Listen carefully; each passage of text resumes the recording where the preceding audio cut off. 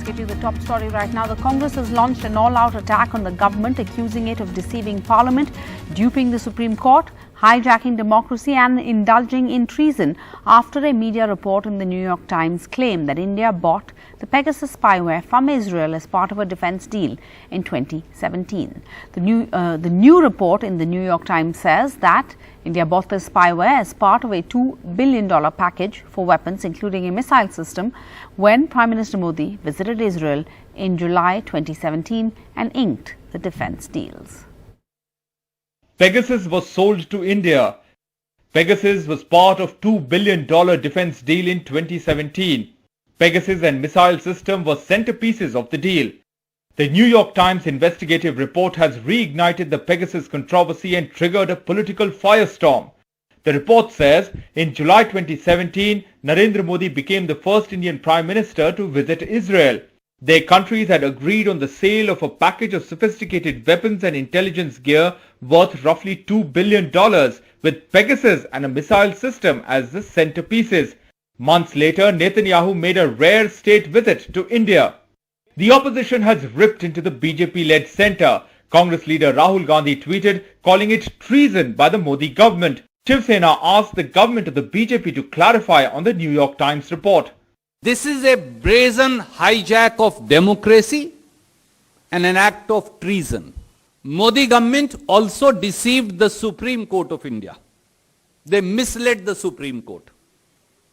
When directly questioned about the purchase and deployment of Pegasus spyware, लेकिन paper ने New York times ने खुलासा किया है, तो बीजेपी के प्रवक्ता या हमारे विदेश मंत्रालय की तरफ से बोलने दो, न्यूयॉर्क टाइम्स झूठ बोल रहा है. Hours later, Union Minister V.K. Singh tweeted, "Can you trust NYT? They are known, quote-unquote, Supari media."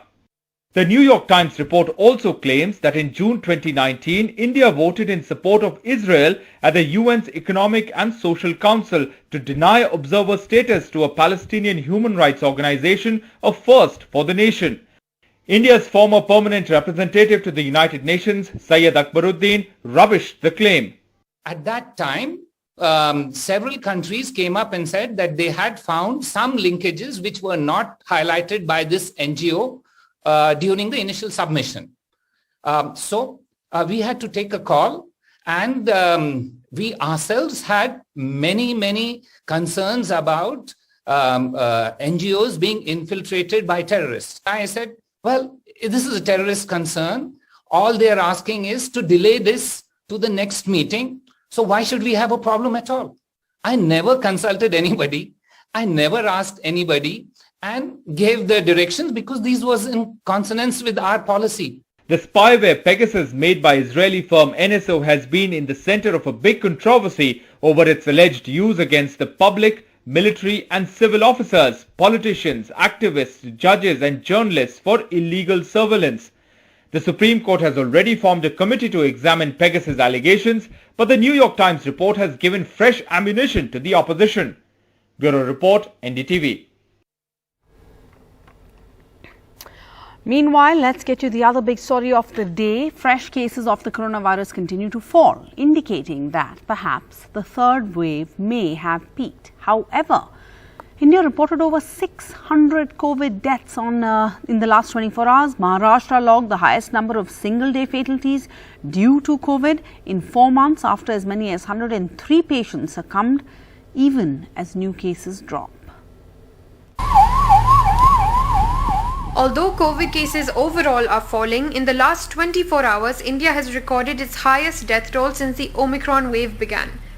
613 deaths plus 258 backlogged from Kerala. The Health Minister of Maharashtra today said that the state is past its peak. Third वेव्हच्या संदर्भातला आता peak येऊन गेलाय असं म्हणता येईल, कारण आता संख्या आपण बघितलं तर तेवढीशी म्हणजे आता जसं बघितलं तर मुंबई, ठाणे, त्याचबरोबर रायगड, त्याचबरोबर पालघर या ठिकाणी जे एकदम मोठ्या पद्धतीने संख्या वाढत होती ती आता तशी नाहीये. मात्र राज्याच्या इतर भागामध्ये ती संख्या वाढतीये. But the state recorded 103 deaths in the last 24 hours, the highest in any state in this wave. Gujarat recorded 30, Goa recorded 20 and Haryana recorded 19. In the last 24 hours, 4 other states equaled their highest death toll in the third wave so far. Assam at 21, Andhra Pradesh at 12, Meghalaya at 9 and Puducherry at 5. The peak in deaths after a peak in COVID cases is expected because it takes around 14 days for the infection to become fatal. While this is a lower death rate than the second wave, people who are unvaccinated or have serious comorbidities are still at high risk. They must get vaccinated and take the precaution dose if they are eligible.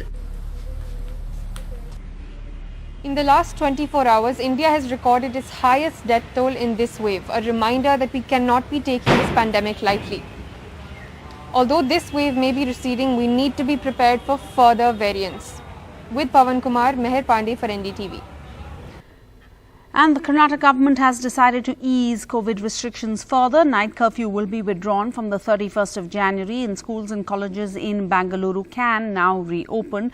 The government claims this is as hospitalizations have decreased and the recovery rates have increased in the states. Now pubs, clubs and restaurants and bars and hotels will function with full capacity now. We have decided to open schools in Bangalore, which was closed for last 3 weeks, from Monday. Regular classes will take place and we have asked our department to see the proper SOP is maintained. Curfew has been removed from 31st. For marriages, earlier it was 200 in open space and 100 in the halls. Now it has been made as 300 in the open space and 200 in the halls. And there are going to be strict restrictions in Kerala on Sunday. The number of COVID-19 cases continue to rise unabated in the state, with Kerala reporting more than 50,000 cases a day. At Kerala's Secretariat, officials say at least 20% of staff have been infected with COVID-19 during this wave, more than double during the peak of the second wave, but most are recovering at home this time, unlike hospitalizations last year. Total employees in the Secretariat is 4,800.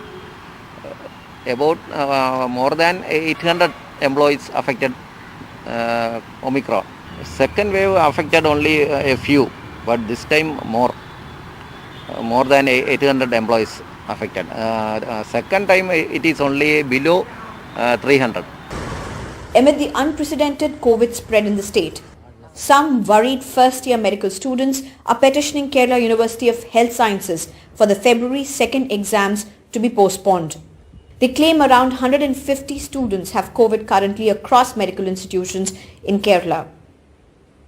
About 25 students within the college and more than 150 students all over Kerala who have been preparing for the first-year university examination are COVID positive.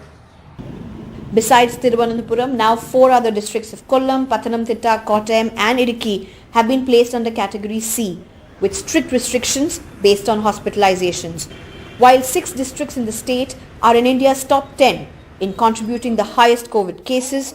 A majority of those infected are between 20 to 40 years of age.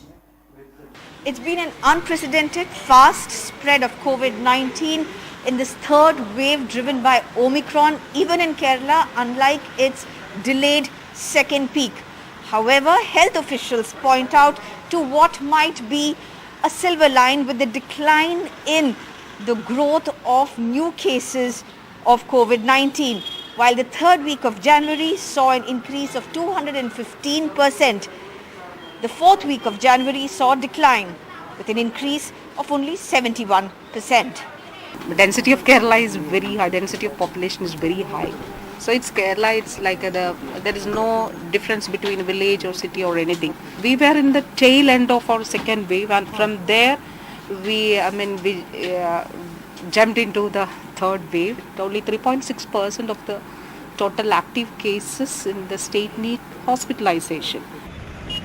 Kerala health officials say they are expecting a decline in COVID cases by mid-February. With camera person SP Babu, Sneha Koshi for NDTV. And let's get you all the election news now. The Amritsar East Assembly seat is set to see one of the most high-profile and high-stakes contest of the Punjab Assembly polls, with the Shiromani Akali Dal fielding its senior leader Bikram Singh Manjeetia against the Punjab Congress President Navjot Singh Sidhu. Once friends, Sidhu and Manjeetia fell out when the SAD-BJP combined was ruling the state.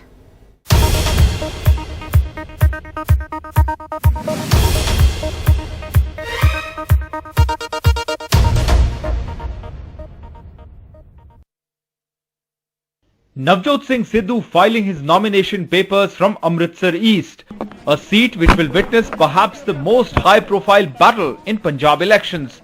Congress's flamboyant state chief Navjot Sidhu versus Akali Dal's firebrand leader Bikram Manjeetia. Both have trained guns at each other.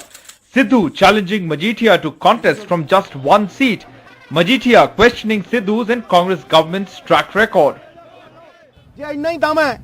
ਤੇ ਇੰਨਾ ਹੀ ਭਰੋਸਾ ਹੈ ਲੋਕਾਂ ਦੇ ਉੱਤੇ ਫਿਰ ਛੱਡ ਮਜੀਠਾ ਤੇ ਆ ਕੱਲਾ ਲੜ ਕੱਲੀ ਸੀਟ ਤੇ ਲੜਨਾ ਵੈਰੀ ਗੁੱਡ ਲੜ ਇਹ ਗੰਦ ਪਾਉਣ ਆਏ ਆ ਹਾਰਾਂ ਜਿੱਤਾਂ ਹੁੰਦੀਆਂ ਰਹਿੰਦੀਆਂ ਨੇ ਪਰ ਤੇਰੇ ਵਰਗੇ ਲਗਾੜਿਆਂ ਤੋਂ ਨਹੀਂ ਲੰਡੂਆਂ ਤੋਂ ਨਹੀਂ 2 ਨੰਬਰ ਬੰਦਾ ਤੂੰ ਤੇਰੇ 2 ਨੰਬਰ ਕੰਮ I feel the people of this constituency have so decided that it's end of the road for the Sidhu couple who have always cheated and scooted. They've had enough of Navjot Singh Sidhu. He's been for 18 years, but delivery on the ground is zero.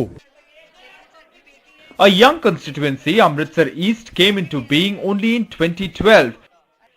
And in the election held that year, Sidhu's wife Navjot Kaur was elected on a BJP ticket. Navjot Kaur won it with a narrow margin of 7,000 votes in 2012.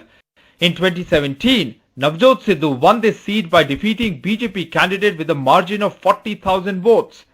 Akalis have never contested from Amritsar East, as it was always part of BJP's share when the two parties were in alliance. This time, Bikram Manjeetia, who usually fights from Manjeeta Assembly seat, having represented it since 2007, is contesting from Amritsar East as well. The poll battle here may have turned into a clash of personalities, but voters of Amritsar East think the real issues are unemployment and price rise. कुछ बदलाव हुआ है 5 साल में इस इलाके में? बहुत हुआ है। क्या? सारा बदलाव हुआ है, गलियां बन गई, सड़कें बन गई, सीवरेज पै गए, सब कुछ हो गया। नहीं, सिद्धू से किसी का मुकाबला नहीं, सिद्धू जीतेगा। तो चेंज बस चाहिए कांग्रेस भी आई है, बीजेपी भी आई है, पर केजरीवाल को आना चाहिए। ऐद की लोगों ने मन बना लिया कि दिल्ली मॉडल को वोट देनी है। तो इस बार अकाली दल की तरफ से बिक्रम मजीठिया यहाँ लड़ रहे हैं, तो लगता है कि कुछ हाल सुधरेगा। शायद सिद्धू से तो अच्छे ही हैं। While the Aam Aadmi Party has fielded a teacher, Jeevan Jyot Kaur, the BJP has given ticket to a retired bureaucrat, Dr. Jagmohan Singh Raju, from this seat. Stakes are high for both Navjot Singh Sidhu, who is eyeing for the CM post, and Bikram Manjeetia, who is fighting not from his own safe seat of Manjeeta Assembly constituency. But with Aam Aadmi Party and BJP also fielding its candidate, it could be anyone's game in this constituency. With Dhyanchand in Amritsar, Mohammad Ghazali for NDTV.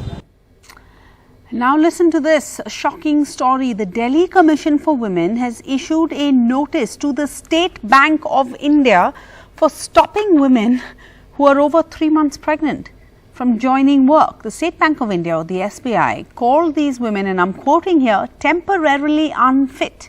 That's what the Commission's chairperson Swati Maliwal tweeted. She said the bank's action is discriminatory, it is illegal, and it could affect maternity benefits provided under the law. The SBI later withdrew the guidelines for pregnant women. The State Bank of India seems to have issued guidelines preventing women who are over 3 months pregnant from joining service, and they've termed them as temporarily unfit. This is discriminatory, this is illegal. We've issued a notice to them seeking withdrawal of this anti-women's rule, Ms. Maliwal said. In the notice tweeted by Ms. Maliwal, the Delhi Commission for Women, or the DCW, said that the SBI in a circular on the 31st of December stopped women who are more than 3 months pregnant from joining work despite them having been selected through due process. The circular states that she will be considered temporarily unfit and that she may be allowed to join within 4 months after delivery of the child, the DCW said.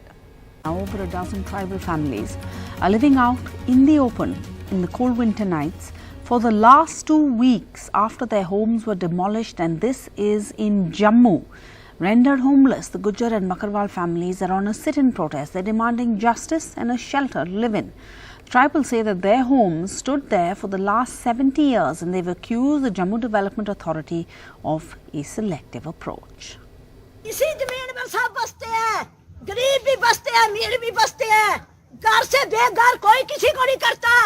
Gujjar and Bakarwal tribals on a sit-in protest against the demolition of their houses in Jammu.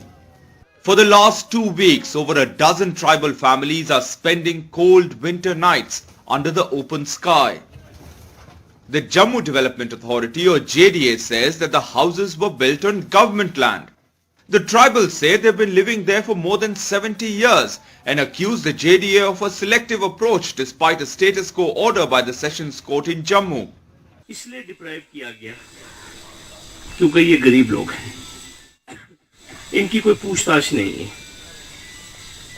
Otherwise अगर तो हम कहेंगे यहाँ पे rule of law है, तो rule of law की requirement थी, इनको कोई नोटिस मिलता. सिविल कोर्ट एडिशनल डिस्ट्रिक्ट जज की कोर्ट का स्टेटस को का ऑर्डर अभी 19 मार्च तक वो बहाल है. जेडीए ने किसी चीज की परवाह नहीं की. The JDA has admitted that the land was with the tribals even before it was transferred by government to the authority in 1998, but cited a court judgment which declared it as government land and necessitated the demolition drive. ये काफ़ी देर पुराने से 98 onwards चल रहा था encroachment इनका, तो state land थी, जेडीए को ट्रांसफर थी, तो उस पर हमने कार्रवाई. इनके साथ भी हमारी सहानुभूति है. लेट्स सी अब क्या हो सकता है. While the right-wing groups say Gujjars should be evicted and they will not allow a Shaheen Bagh type protest at Roopnagar in Jammu, many groups including Hindu and Sikh leaders have joined the sit-in protest with Gujjars. कोई land grabbers नहीं बैठे हुए, यहाँ पे कोई encroachers नहीं बैठे हुए. हम यहाँ पे लड़ाई लड़ रहे हैं सिर्फ और सिर्फ इनके जानवरों की और इनके छतों की, जो हिंदुस्तान का कानून, हिंदुस्तान का आइन इनको हक देता है, हम उसकी लड़ाई लड़ रहे हैं. Demolition drive by Jammu Development Authority has rendered poor tribal families homeless. Tribals accuse JDA for adopting a selective approach.